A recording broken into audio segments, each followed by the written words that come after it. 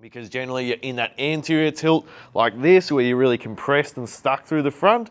So we want to get some activation through our glute and work on correcting that pelvic posture. If you come back. Jason here. Today we're doing 6 mobility exercises to fix tight hips. So if you're someone that's getting pinching at the front of the hip or the side of the hip here, these exercises are going to be great for you. So first of all, you need a foam roller and you need to use a wall or a plyo box or something that you've got. So the first exercise, we're just working on correcting our pelvic posture. So you want feet at about 90-degree angle. You're going to take one leg off the wall or the roller. So this foot down here, Leo, we're pulling down against the wall. So I'm getting a little bit of hamstring activation here. And then I'm also tucking my pelvis. So now my hips are about 1 inch off the ground there. So I'm not really pushing up too high. I'm just staying nice and low. So here I can feel my glute and my hamstring working. And then from here, I'm just going to have my arms resting down my side. And then I take a deep breath in through my nose and then out through my mouth. So nice and slow. As I'm breathing out, I'm thinking about my rib cage coming down and continually tucking under my pelvis. So we're working on that posterior tilt, trying to open up the space at the front of the hip here. Because generally you're in that anterior tilt like this where you're really compressed and stuck through the front. So we want to get some activation through our glute and work on correcting that pelvic posture. If you come back around, so you see the foot positioning here, Leo. So really critical that we have the foot straight on the plyo box. If we have our foot turned out like this, we're going to start to compensate and use other muscles in our hip structure, all right? So foot straight is really key, and then we're just holding here. So you can hold here and do 5 big breaths in.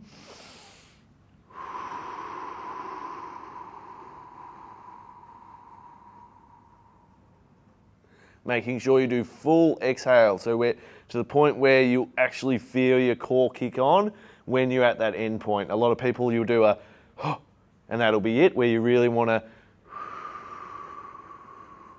expel all that air. All right, so do 5 breaths on one side, change over, 5 breaths on the other, and you can do 2 to 3 sets of this. Okay, so we're working on really opening the front of the hip tissues up here and getting some glute activation, working on that pelvic tilt with some breath work. The next exercise, you're going to grab your foam roller and you're going to roll onto your side. So this is a 90-90 knee roll position. So again, feet against the wall. So the importance here is that we're trying to create connection with our hip and our foot. So if we're doing these and we're away from the wall, you don't have that connection with the ground or what we would be representing when we're walking and moving around. So we're trying to make these exercises transitional into how you're going to move through life and walk. So we're in this 90 position, just support your head there. And then if you come from the top view, Leo, this will be where you'll be able to see. So this top hip here, I'm just going to slowly start to roll forward there. All right, and then nice and slowly, I'm transitioning back. So I'm really using my hip here, not rolling through my lower back like this and not going really fast. So slow, so it's an inhale, nice exhale, and then we're just slowly rolling that top hip forward. And what's going on here is my bottom hip is actually going into internal rotation and my top hip is getting taken through external rotation. So this is going to help you to open up those hips and get some more range through there. So just slowly rolling back and forward. So not rolling too far. You don't want to feel like your lower back's doing this movement. It should all be coming from the hip. And we're nice and relaxed in this posture as well. All right, so we're not tensing and squeezing against the roller. It's just nice and relaxed and pushing forward. If you come from the top view, Leo, up above my head, just so they can get an idea of shifting forward and shifting back. Nice and slow. And you can do this on both sides. So change over, do both sides so you're nice and even. So you're going to stay there. Again, set yourself up, nice and relaxed. Deep breath in. Exhale, and then start to move forward. You might find one hip shifts a lot easier than the other, and that's probably indicating that you need to do some more work on the side that is limited.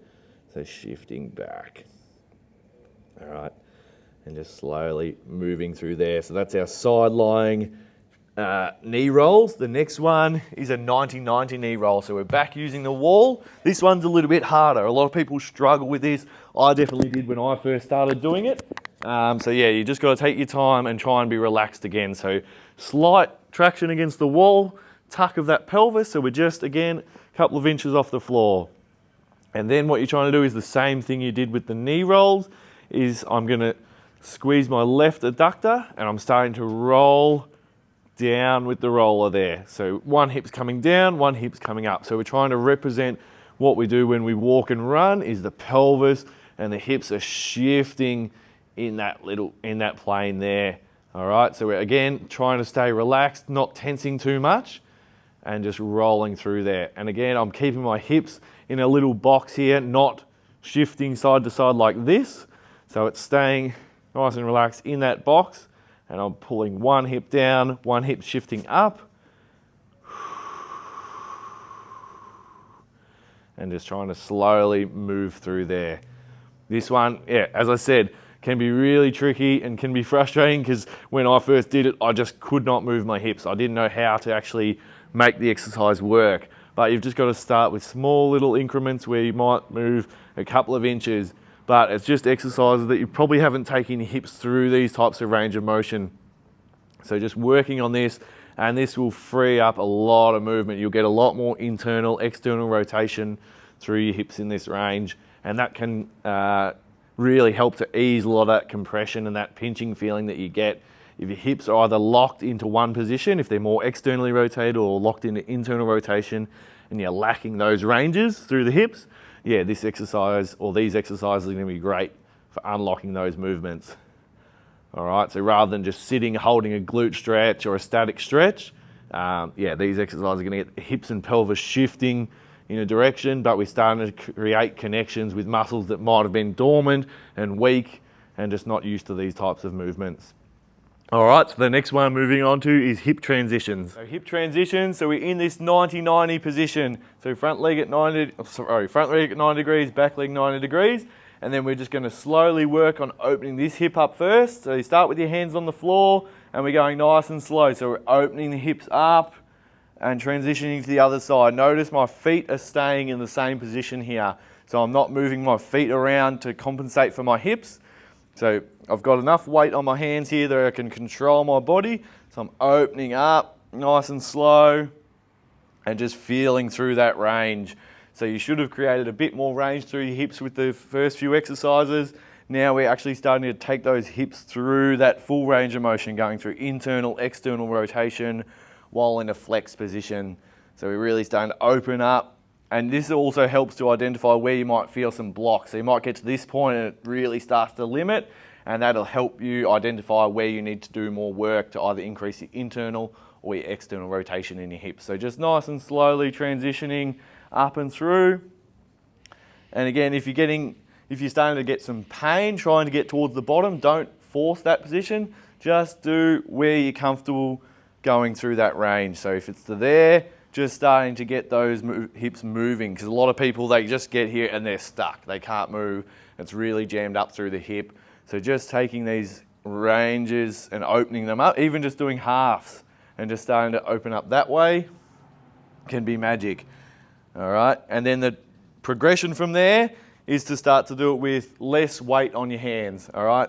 But make sure you really build up to it, okay? So this requires more core stability, and again, it's a bit harder. So even I can struggle sometimes here. So I'm opening up, control. It's a nice and controlled exercise, and we touch back down there. So it's a bit more activation, a bit more control required, but again, slow and steady. So we're not trying to do this really fast. Open up and sit back down. Oh. All right. So there's hip transitions. The next one, we're on to hip hinges. Right, so we're on to the hip hinges. So if you've followed us for a long time, you'll know these are such a critical exercise, especially with hip impingement or that pinching sensation. So the first thing we want to make sure, again, our feet facing directly forward. So we're getting out of any postures like this where we're going to be compensating when we're moving our hips. So feet forward. So if you have something on the floor that you can line up and you know your toes are straight, you know your feet are straight, that's the setup you want. And then from here, we're starting to push our bum back. So the key here, have a mirror to your side. We don't want to go into this anterior tilt first, because we're just starting to lock up and over recruit these hip flexors. So keep that pelvic tilt, and then the hips start to shift back As the hips shift back, my knees start to soften, my upper body dives forward, and I'm coming down my shins. So you can see my knees aren't moving, my shins are straight. All this movement is coming from my hips, and then I can stand back up. So we're starting to create some length through our glutes. So a lot of people can be weak but tight in their glutes because they're sitting all day. They're actually short and tight and weak. So we want to promote some length through those tissues. So push your bum back, dive over, exaggerate pushing your bum back that way. And then we're coming back up. We're making sure our joints are stacked and aligned, so our knees are still tracking straight towards our feet. Hips are shifting back and then coming up there. All right, so we're not letting the knees bow out or bow in like that. So as we're going back, they're not coming in like this and they're not exaggerating coming out. So we want our foot pressures to be even over the big toe, little toe, and through our heel. So again, push your bum back, exaggerate bum going back towards a wall. So even if you have something behind you where you can exaggerate, so I can step forward here, exaggerate pushing your bum back until you touch that wall. Step forward, exaggerate, push back, push back, push back until you find that wall, and then come back up. All right, so we're just teaching those hips to shift back, get out of that locked position. We're not anteriorly tilting.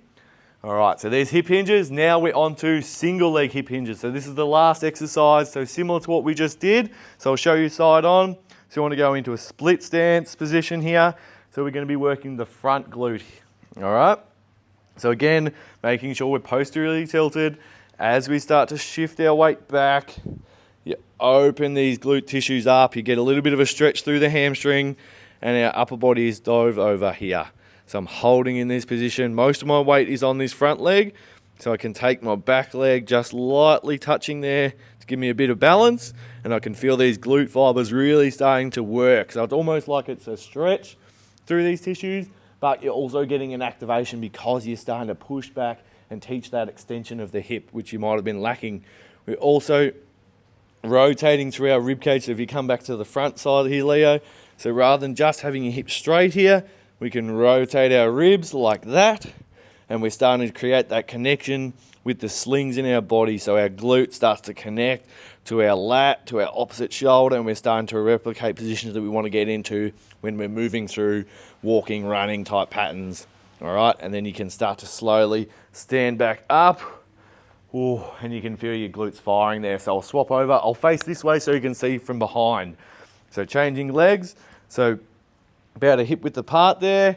And yeah, if I kneel down, this is the distance that I want to find. So your knee should line up with the front toes on the front foot. All right, so that's my measure there. I don't want to have my feet too far apart or too narrow. So that's the measure you can go with. All right, so I'm in that position. This hip here starts to shift back. So I'm really loading it up. I can feel that stretch in the tissues there. Once I'm balanced, I can start to rotate the ribs and really hold that position.